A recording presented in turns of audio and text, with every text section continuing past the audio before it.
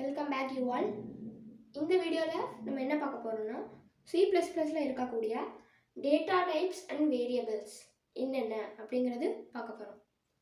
First data டைப்ஸ்னால் என்னென்னா, ஒரு இன்ஃபர்மேஷனை ஸ்டோர் பண்ணிக்கணும்.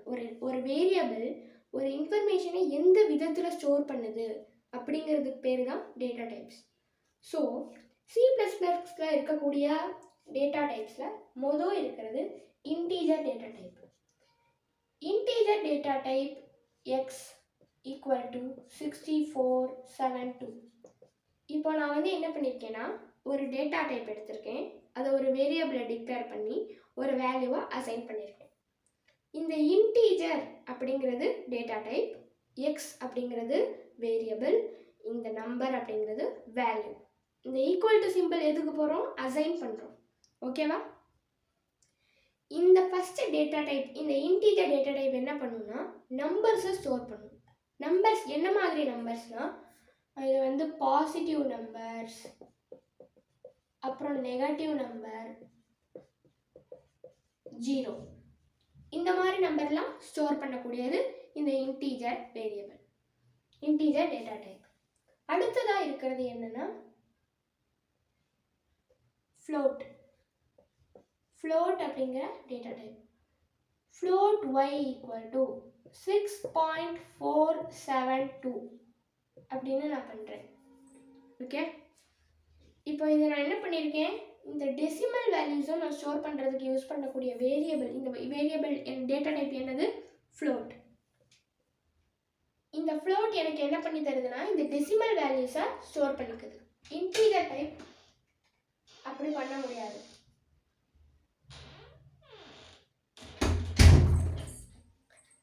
இன்டீஜர் டைப் அப்படி பண்ண முடியாது.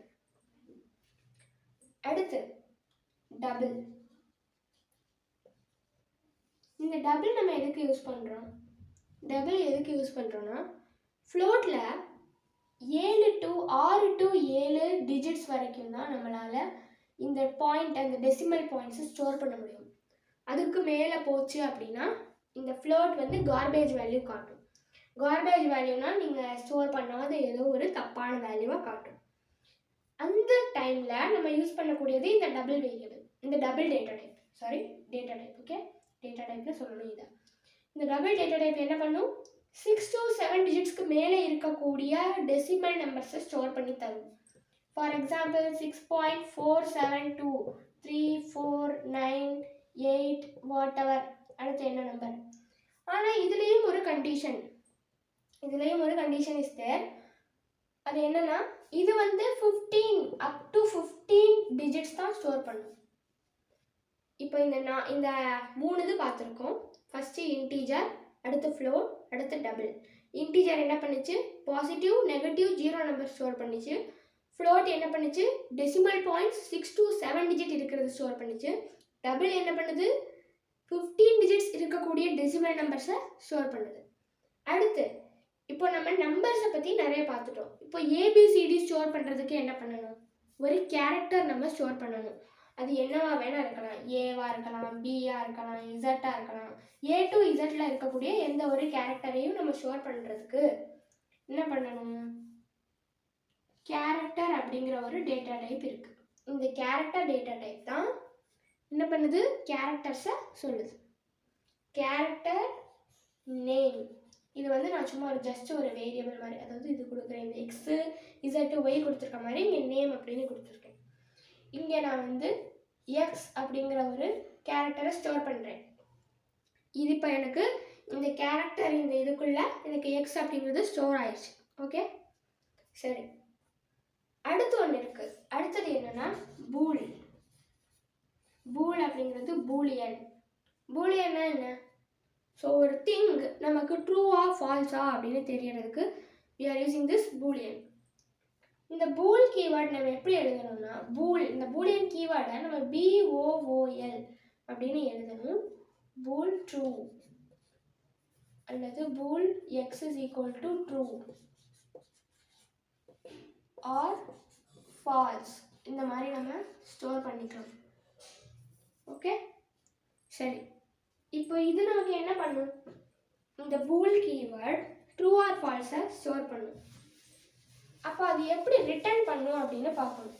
மற்ற எல்லாமே அப்படியே ரிட்டர்ன் பண்ணிடும். ஆனால் பூலியன் எப்படி ரிட்டர்ன் பண்ணுன்னா ட்ரூ ஃபால்ஸ்னு ரிட்டர்ன் பண்ணாமல் 0 1 அப்படின்னு ரிட்டர்ன் பண்ணும். 0 எதுக்கு? ஃபால்ஸு. 1 எதுக்குன்னா ட்ரூ. ஓகே, இது வந்து பிட் அப்படின்னு சொல்லுவாங்க. 0 1 அப்படின்னா பிட்ஸ்.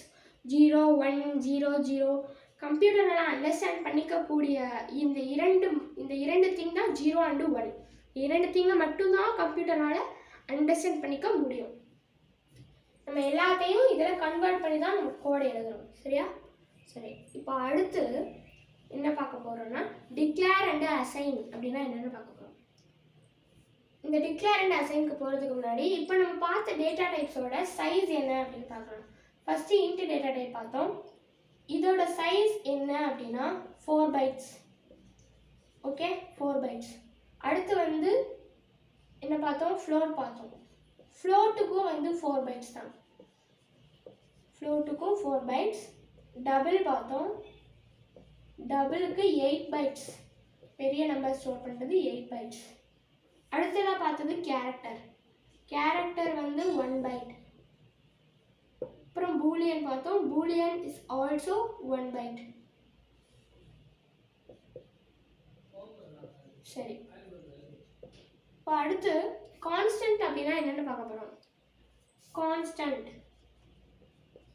கான்ஸ்டன்ட் அப்படின்னா இப்போ நீங்கள் உங்கள் ப்ரோக்ராமில் ஒரு வேரியபிள் ஒரு டேட்டா டைப்பை டிக்ளேர் பண்ணி அசைன் பண்ணியாச்சு.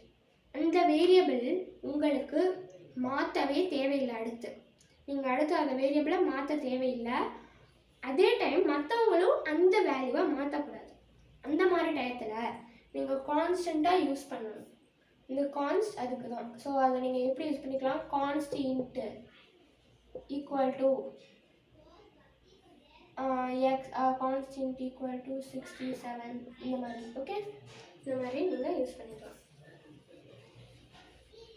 சரி, அடுத்து என்ன பார்க்க போகிறோம்னா அடுத்து வந்து டிக்ளேர் அசைன்.